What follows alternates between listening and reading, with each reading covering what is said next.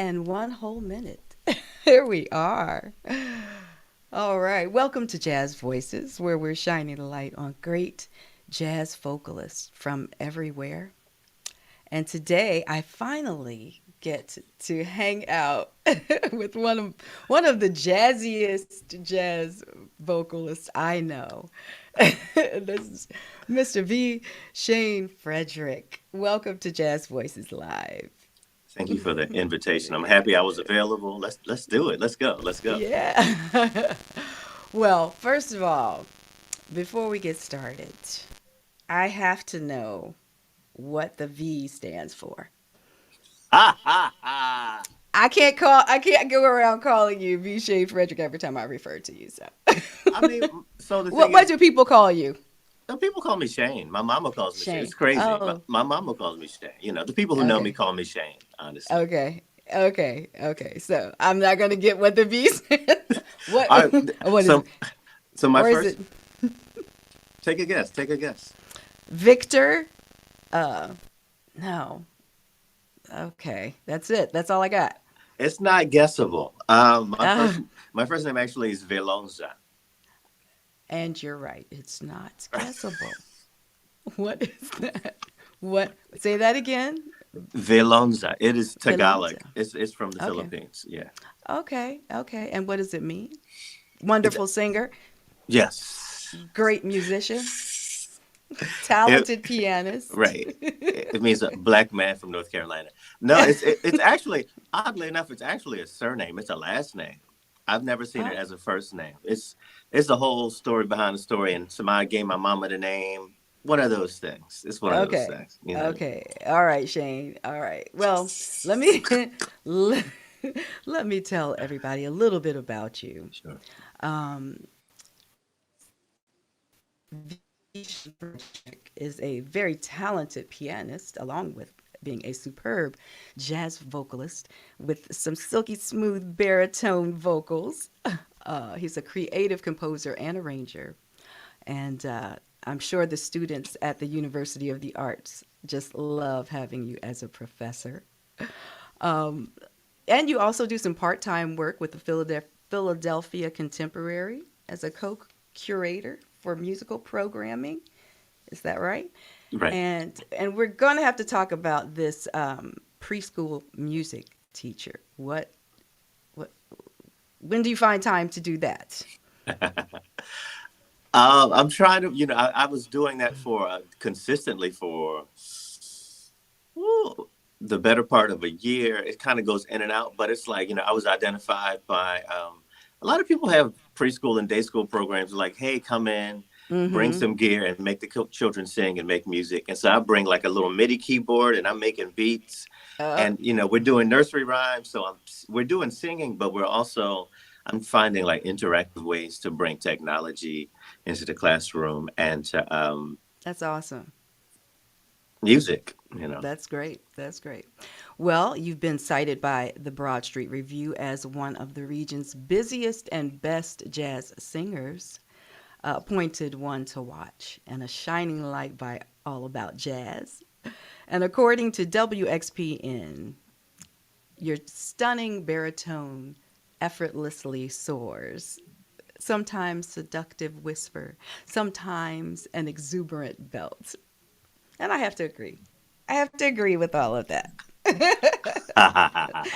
And if any of you have listened to my radio show on Fridays for at WDPS 89.5, Dayton's Home for Jazz, you have heard his music. I just love it. I really do. When I look for jazz vocalists to, to play their music or to promote, I I have to love the music. And that's probably not as fair as it should be, but I have to love the music. And speaking of your music, you have 5 recordings, a few EPs, and a couple of albums. Um, the EPs, I'm wondering what your process, like, what are you thinking when you record an EP? Like you just say, I just want to lay down a few songs. You don't you want to do a full album. How do you go about that process? So to be honest, I think I front loaded everything. By the time I had done the first album, or was like collecting things to complete one album project, because I think of concepts, Okay. um, it's concept driven. Like, I'm not just gonna be like, okay, I like these 10 standards. Let me just do these 10 standards. And I don't know, let's just, for me, it's like an artistic through line that connects whatever that body of music is. Hmm. Um, and so I did the first album I did, Lovesome. I did that, and there was someone I wanted to collaborate with, and I wanted him to do an arrangement or two for that project. His timeline was not going to work with the timeline that I was operating off of when I decided I wanted to put that work out. So I said, Mm-hmm. "Don't worry about it. I'm gonna get back to you." And he got back to me like, "All right, I did these two songs. Check this out." And I was like, "This is great. I want to do an EP with just these two works." you know. And it kind of was a companion package to Lovesome that was called Gleaming. And then I said, yo, I want to do like a holiday EP, just like a couple things related to kind of Christmas. So I did a couple Christmas songs on it, and then songs related to the holiday season that was um, Evergreen. Right, right. I saw that. And Right. also, I can't give you anything but love is on there. Right. And G Baby, Ain't I Good to You? Yeah. And those are songs about me giving you stuff. Right. So, Oh. okay. Okay. All right. I'm seeing it. I'm seeing it Right. now. Okay. A child is born, Yes. Okay. and I did, in my mind, I was focusing on, I guess, the Jesus aspect of A Child is Born, Mm-hmm. which some people see as a holiday. You can play that as a holiday song, right? But I'm sure Thad Right. Jones and so whatever. And then, so it was Children Go Where I Send Thee, which is a straight up spiritual, Oh Christmas Tree. So that was the holiday thing, right? And then Mm-hmm. after that, it was the very beginning of the pandemic, and also right after the whole George Floyd thing happened, which was at the beginning of the pandemic. And Right. I wanted to kind of like focus on a different kind of aesthetic. And so I did the Blacklight EP, 4 tunes. Mm-hmm. One was had a rapper on it, which was not something, Mm-hmm. my boy came through in the studio and did a verse on it. And it was just different explorations, sonic explorations. And the guys were at home, and everyone was like, yo, I want to go in the studio. I'm bored, and I got some juice to get out, and this is a moment. Let's capitalize on this moment. So let's do something blackety black. And we did, Mm-hmm. and that was Blacklight.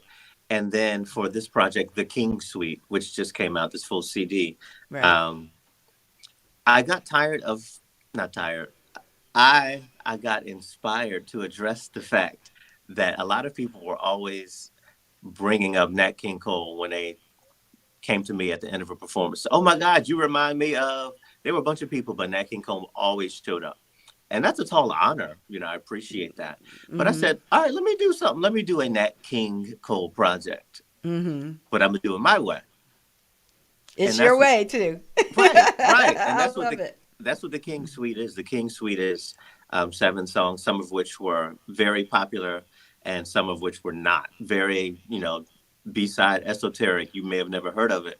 Right. But I wanted to take that body of music and kind of relocate it sonically, give it different textures, different rhythms, different treatments as far as arrangements, instrumentation, and really explore the possibility of what that music could look like um, today if Nat King Cole were performing it today with different ensembles. If he had listened to music from Haiti or the Afro beats, or if he wanted to, imagine what his artistic development would have been like today, Mm-hmm. Yeah. given all Yeah. the influences that we had. And it's all Right. jazz. It's all Right. jazz. Right. Right. Right. Okay. So let me reel it back a little bit. You come from North Carolina. You been living in Philadelphia for about 20 years. How'd you end up in Philadelphia? Um, the Great Migration is what it's called, for real, for real. Hmm. My father's family moved here, so he's born here. My father. Okay. But they're all from also North Carolina. So even though they go back it's one of those, you go back home every summer, da, da, da, Right. da, which is how he Right. met my mother, who's still in North Carolina. But and they moved here in the 60s or 50s and Mm. developed a life here. People in my family from North Carolina began moving north to New York and Pennsylvania. And I've seen the census reports and I've done all the genealogical, whatever, Mm-hmm. like in the 40s. And so New York, Philly. And I had like one aunt who came to Philly and then other people started moving to Philly. So I saw that through line, but they always Mm-hmm. went back home, you know. Mm. Yeah. Yeah. And so I was kind of always between Philadelphia and rural North Carolina. Okay. And you, of course, grew up in the church, started playing the piano alongside your mother. Well, Um, actually, the thing is, I never really played, oh, and okay. I didn't sing. No one knew that I was a musician until I was like 17, 18. Okay. Okay. I, So, I was not the choir boy. My mom plays, plays and sings, and right. I saw everything. I was there to witness all of that. But um, literally, when I opened my mouth for the first time, people were like, "Okay, plot twist. Who knew?" Yeah, right. Right. And when was that? Literally in my teens. Okay. Okay. Yeah, And then you went to college. right. And what did, did you study music? I did not study You music in didn't study college. music. So you're just like one of these things that happens. I love it. I love No, it. no, no, no. I know. I'm not a prodigy. It's just like, when you listen, it's called having big ears. um, Yeah, I guess. I guess. All right. That's cool. So who inspired you to pursue jazz then? I think the trajectory started with Quiet Storm R&B, honestly, Mm, for mm, me. And that was when I was 12 and like collecting CDs because mm-hmm. it was CDs then. And for me, that's like the Anita Bakers, the Sades, the Rochelle Farrells, the you fill in the blank of all that. And then when you start looking at album liner notes and you see, okay, George Duke, like one step is another step and another step. And I began to do my journey of, um, my music study was completely like academic and like, all right, I'm listening to everything. Mm-hmm. I was the archivist, and then I was in the Napster generation. So I was downloading everything. Mm, And I'm mm-hmm. like, all right, I need to download everything John Coltrane ever did. And then it was YouTube. And it's like, all right, great. Now I can see every video that Carmen McRae ever was in. And then Carmen I McRae. already got the albums. You know what I mean? So just, but I was always studying everything constantly. That was my journey. My journey was listening. Grew up in church, grew up listening. My mother's family, everyone's in a band. Mm, Uncle played the bass, uncle played the drums, mom sang, aunt plays organ, my mom plays piano. But I was in all these rooms in the studios listening, and the radio. My mom had a crazy music collection, so I was listening, pulling out the tape, the cassette tape, looking at the liner notes. You know, mm-hmm. Mm-hmm. it's real music literacy. Outside of reading, I can read notes and do that, but Mm-hmm. like really tracing the line of who did what. Mm-hmm. Okay. So, you had a full-time job until recently, or not recently, maybe 4 years ago. Am I Right. right? My birthday, December 2019. Yeah. Okay. That was Yeah. right before the pandemic, too. So you decided to pursue music full time. Right. And then the pandemic hit. Right. How are you feeling Better about than about ever. that decision? Literally better than ever. That's Um, good. so I was super busy. I was so busy that people didn't know I had a day job, you know, Oh, okay. prior to the pandemic. That was prior to the pandemic. Mhm. And then when I quit, I felt relieved. Um, Mhm. What and made you pull the trigger? I was at my Because I know wits. you were, yeah, I know you were thinking about it for a long time, and you were like, how can I can't keep doing both of these things. I was at my wits end. Um, and it was gonna be quitting, or they gonna have to put me in some cuffs and take me out of here. Cause that supervisor, the manager, and I mean, I had an illustrious 15-year career, and already vested in a pension plan, et cetera, et Mm-hmm. cetera. Mm-hmm. But the bureaucracy of that environment was very unpleasant, to say the least. Unpleasant is a mild form of what I felt, and Mm-hmm. I'm gonna keep it PG, because I don't. Okay. I You think appreciate that. okay, I appreciate that. because I'm a jazz musician, baby. Yeah. I got some language for you. No. uh, yeah, I mean, it was time. It was beyond time. It was the point where people were like, "You still got a job? When you gonna quit your job?" Oh yeah. You All know. right. Right. Right. And it felt freeing, and it was beyond time. But I had also prepared financially as far as saving. Again, I was a workaholic. Mm. With my day career. Again, I was managing people. It was the whole thing. I worked in HR. It was the whole situation. And then Mm-hmm. by the time I would leave work every day or every other day, 3, 4 times a week, and then go to a gig Mm-hmm. Yeah. several times a week. And so I knew that I needed to create space, because when you create space, even vocally, this is how we make a bigger sound, is because we create more space in our body for the sound to occupy. I wasn't creating enough Mm. space in my life for the sound that I wanted to create to occupy. I like that. I like that. That's good. That's good. So, what personal characteristics do you think a vocalist has to have in order um, um, to do this thing full time? To devote, a career to it. Um, Integrity, identity. Mm. I'm gonna So that identity thing and integrity thing. I was watching, completely unrelated but related, an interview with Lunel, a comedian who I love, Mm-hmm. and she was like, as a stand-up comic, you don't have time. This is a field in which the more you're trying to be, the worse you are. Mm. And so the people that we think are iconic in this world they weren't trying to be.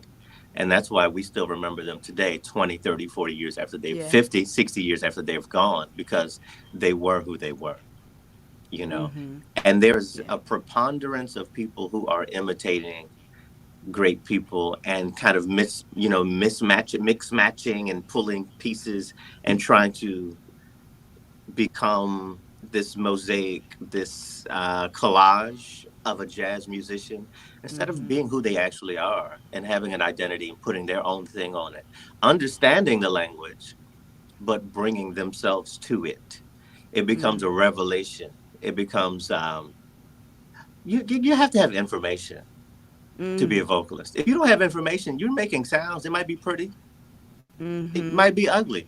You're just making sounds until you have information. You Yeah. know, it's a Yes. microphone. You want a megaphone with a spotlight. It's Right. a microscope and a megaphone. You better have something to say. Otherwise, what are you doing right now? Yeah. Yeah. So I that, agree. I mean, we could talk Mm-hmm. about business savvy and all of Mm-hmm. that, but like, don't bore people. Say something interesting. Mm. Mm. Yeah. Yeah. I get it. I get it. Well, Samara Joy just Yeah. won she won for her best jazz vocal and also for best new artist, Wow. which is for a jazz artist to win for best new artist. Like Right. I've heard some vocalists say how they're inspired by that. How does that make you? Did it impact you at all seeing Um, her win? it's dope. So I didn't witness it because I was working, but when I Hmm. found out, when I found out, I was like, "That's crazy. Good for her. That's great. She Hmm. deserves all the good things that the universe is going to give to her." Um, I truly believe that. It's interesting to see how things turn, you Hmm. know, and I think it suggests a lot. I'm not really clear everything that even suggests for you and for me. You know what I Hmm. mean? But Hmm. to see this happening in this moment for that young lady is a beautiful thing. Um, and I would much rather it be her than a lot of other people who I would definitely be like, no, what are you doing? You know what I mean? Yeah. That's all I'm gonna say. Okay. You know, and the girl can sing. She's young and she has a bright future ahead of her. Mm-hmm. Um, I don't know if I would say she's before her time, because I would love to believe that this is her time. Mm-hmm. You know, Yeah. Yeah. and I just hope she keeps riding the wave and pushing forward and doing the most and being the best. And you know, it's it's Yeah. it's it's it's dope that she is this young and getting that now. I really hope that she's able to capitalize and build on that Right. in a way that is impactful for her, and you know, for the music itself as well.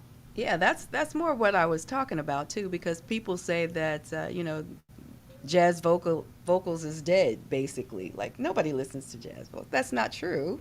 It's just not true. And to see that happen for her, I was very excited. Um, I'm very excited. It's very mhm. interesting to see. Mhm. I also know that I feel like jazz sometimes can be a calling card or a dog whistle, because a lot of Mhm. people see jazz, and when they say jazz, it's like, what do you mean? What are you talking about? Mhm. You know, and so to say jazz is dead, what does that mean? That sounds ridiculous. Right. Uh, Right. and the people, oh my God, I love jazz. And I'm like, all right, let me see who they talking about. Because you can say I love jazz and then say some whack stuff. And I'm like, you don't actually know jazz. So it's all subjective and relative, right? Right. Um, but for that person who I know has done the work, Mhm. Yes. Yes. you Exactly. know, Exactly. that's all I got to Exactly. say.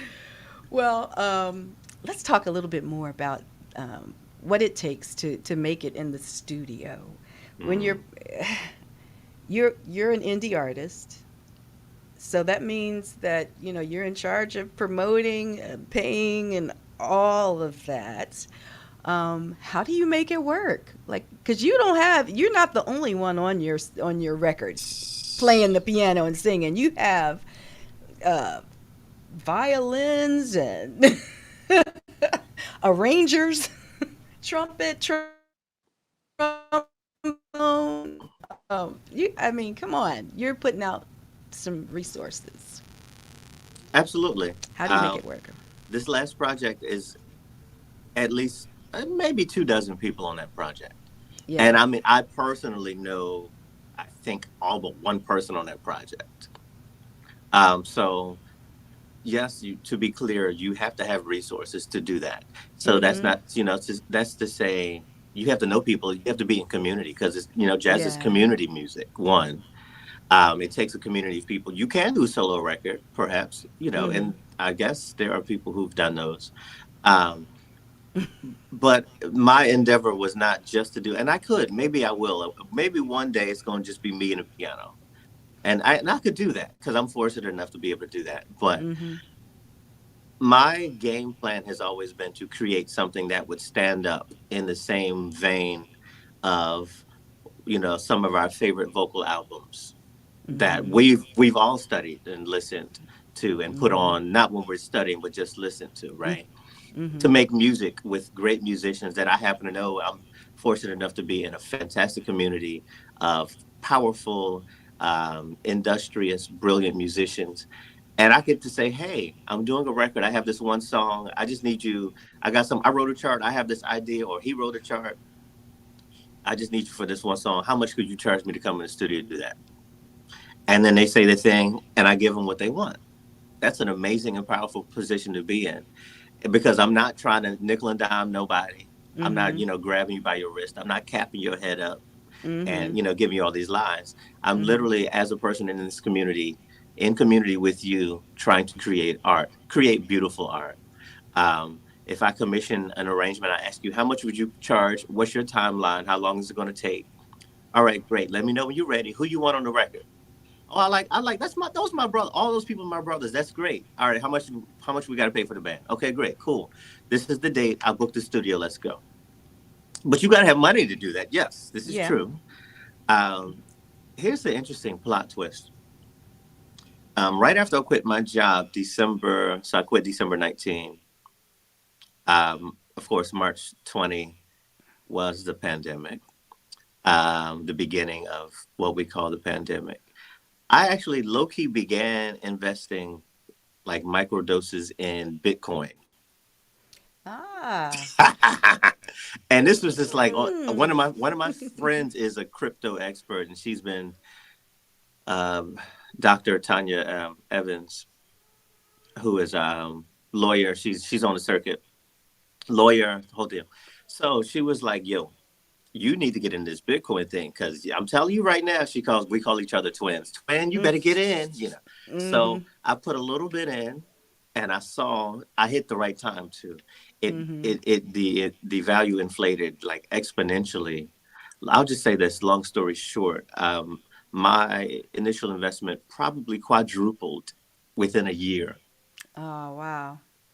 And so literally I was able to take some of that. I know you're supposed to keep everything in that, but I was like, no, no. So I took a little corner out of that Mhm. to finance studio Okay. time and to pay, arrangement slash the people in the studio. All right, how much you want? All right, 200. All right, blah, blah, blah, blah, blah, blah, blah, blah, blah. I literally financed this project mostly through Bitcoin. Wow. See, all those times there Bitcoin is hitting me up on Instagram and I'm just turning them away. Well, I mean, not those And weird, delete. crazy people. I'm just playing. I know what you're Right. saying though. I know. It's a little weird now. I'm not saying, and Yeah. I didn't bet the farm on it. Yeah, yeah. Also, it's honestly not that expensive if you are intelligent about the way, if you have the Mhm. right people and you know Mhm. how to do the thing. I Yeah. didn't go Yeah, into yeah, the yeah. studio. I don't practice in the studio. When we go to the studio, everything is written down. I hire the right cats who come in and they pop, pop, pop, pop, pop, pop, pop, pop. You know what I Yeah. mean? Yeah. It's not like, Yeah. diddling and dawdling. I don't know. No, no, Yeah. no, no, no, no, no, no. Because Right. I'm doing a studio session. It's going to be 4 hours and 5 hours. And we're going to do three songs. All right. This song is from 11 to 12:30. Whatever y'all got when we get to take, cool. I'll worry about my vocals later. I'm gonna do a scratch vocal. I'm gonna come back later. All right, Mm. 12:30 to 2. Let's do the other song. All right, thanks for coming out. Bringing the next person. Da, da, da, da, da, da. That's how I'm running the studio like that. Cause studio Yeah. 75, 100, 125 per hour. I You know, know. Right. Right. Right. easy. Easy. Yeah. So I'm not gonna hold you too much longer, but I do have a question. Sure. Um, Tell me about a time that a failure Mm. turned in turned into a success. And I Hmm. might have you sing since you're sitting right there in front Oh of a Lord. piano. Right. I don't know how the sound is going to sound on this. But I mean, we could do a little something. But Okay. a time that a failure, sir. I feel like that's what live performance is for. Mm, I feel like that's been because again, I believe that me being a studio musician is a new development. I've been performing live at different levels, at different qualities for 20 years. But studios, I had to learn studio real quick because I realized, oh, it's not live. It's a whole different thing, and yeah. you know that, right? Yeah. And Yeah. so live, although live is in front of people, actually, no, studio. I think studio is that lesson. That's what studio taught me. Mm, okay. Studio is the opportunity to make a moment perfect. Mm, Live is an opportunity to execute a moment as perfectly as you can, right. and you can't redo it in front of Yeah. the same people. No. That is true. And then when you're efficient in the studio, you learn how to execute perfect moments, close as possible within Mhm. one or two takes. By the time you get to the fourth take, it's done. You only get Mhm. three takes, baby. I'm gonna tell you, the Yeah. third take better be the one, because after that, it's over. It's over. Oh Yeah. my God. Oh, well, I love the new record. Thank you. Everybody should get it. The King Suite. They can find it on every outlet, right? That's right. Yeah, yeah, yeah, yeah. You can go to the Shayne Frederick's website, which is Vshane.com. theshane.com. Check him out, read his story, get to know him, listen to all of his music. Tune in to WDPS. 89.5. That's right. You better. Dayton's home for jazz, because Hey. because I'll be playing his music as well, and maybe he will just do a little something on the piano. He's sitting right in front of a piano. I don't know how coincidental this is, but maybe we can get him to do a little something. Now the question is, I hope the sound quality. I don't know how this works, but we about Well, to we find out won't. today. We won't. This might be one of the failures. Kelly, don't ask people to play the piano. Right, But it won't be. It won't be. It'll be fine. It'll be fine. Let's see.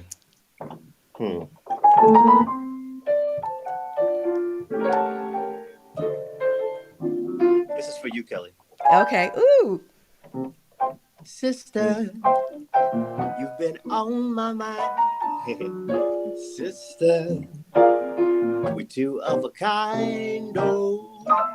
Sister, I'm keeping my eye on you. I bet you think I don't know nothing but singing the blues. Sister, have I got news for you? I'm something. I hope you think that you're something too. Scuffling, I've been up that lonesome road, seen a lot of suns going down. Trust me, ain't no low life gonna run me around. So let me tell you something, sister. Remember your name, no twister is gonna steal your stuff away, my sister. We sure ain't got a whole lot of time. So go ahead, shake your shimmy, sister. 'Cause honey, Shayne is feeling fine.